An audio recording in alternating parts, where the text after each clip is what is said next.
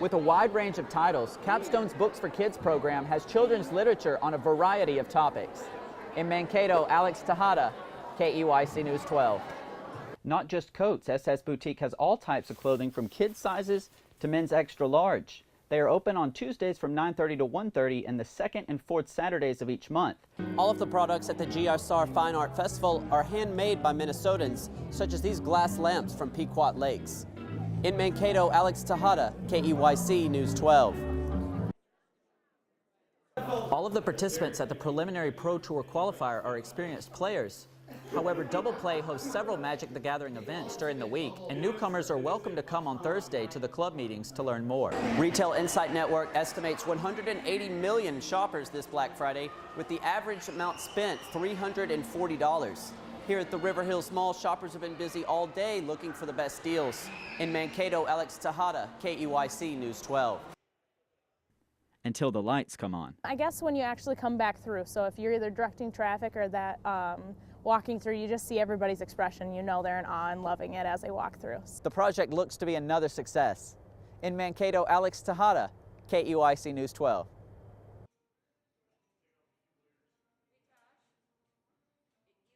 Vicky's ring went missing for 3 years until she used this coin counter here at First National Bank.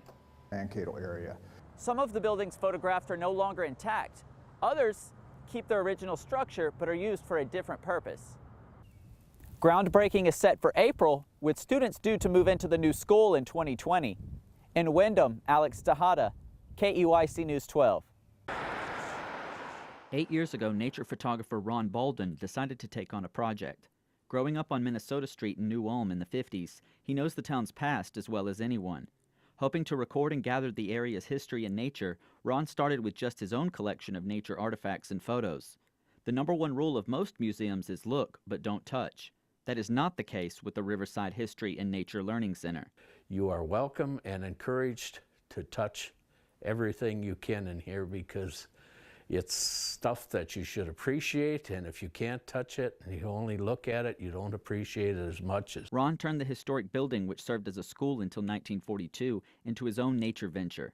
Most of the items he found or have been donated. People are calling me regularly and asking if I have any use for this or that or whatever, and it's just taken on a life of its own, and I just really a passion for me, and it's just great how much the kind of response we're getting.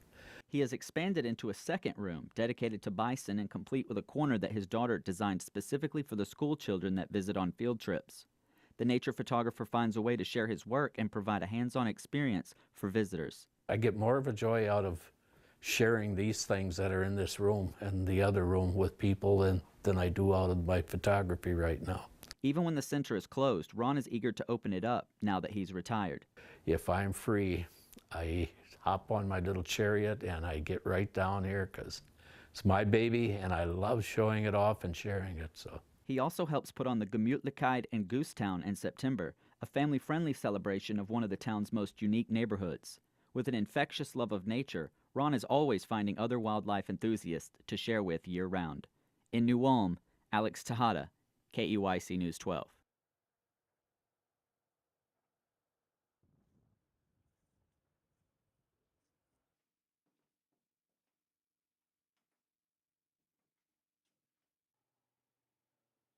Microbiologists Jim and Lauren Perico took their passion for brewing and turned it into an entrepreneurial project. We kind of had been wanting to open a brewery for the past about 5 years, and we really liked the idea of bringing Minnesota ingredients and sort of a range of different Minnesota products to our beer.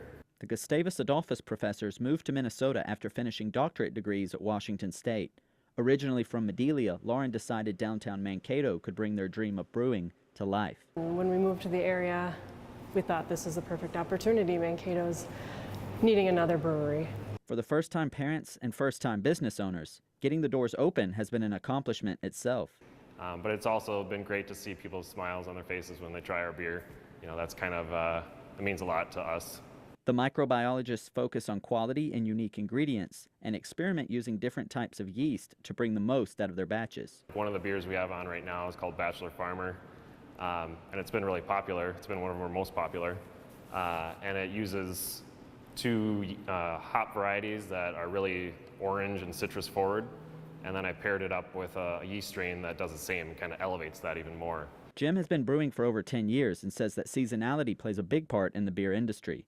The Pericos will have many different types of beers for different tastes to pair with the well-lit atmosphere. We're looking to have just a really casual, family-friendly place where people come and hang out and enjoy the space and enjoy good beer.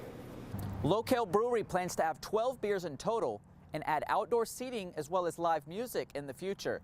Reporting in Mankato, Alex Tejada, KEYC News 12.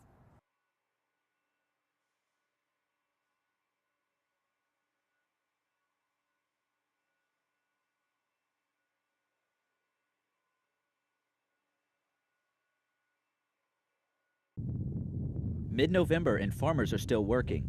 The warmer than normal growing season was offset by too much rain in September and unseasonably cold temperatures this month. Those that want to harvest corn, this frozen soil is okay, but those that want to finish up some tillage and fertilizer application, the frozen soil is not allowing that. This season's storms damaged corn, but crops were productive and yields were decent in most areas considering the conditions.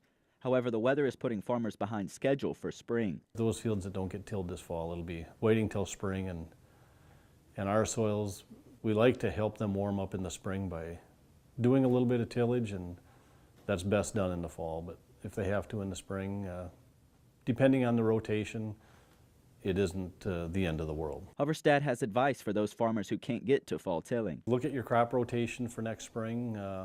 In most cases, I think it's not the worst situation. Most of the corn that remains untilled can go into soybeans, and that gives you some more time in the spring. It's the soybean areas that are prepared for corn that usually you want to be there early in the spring, and that may take an extra step. In addition to primary tilling and fertilizer application, farmers also like to put in artificial tile drains. The late fall is a lot of times people install some of those, and if we do freeze up too tight, that'll be another thing that farmers can't get done. The current snow coverage helps prevent the cold from penetrating deep into the ground, but the whole year's weather has been a burden on farmers. The consensus among crop producers this year is it's going to be a good year to get behind us. In Waseca, Alex Tejada, KEYC News 12.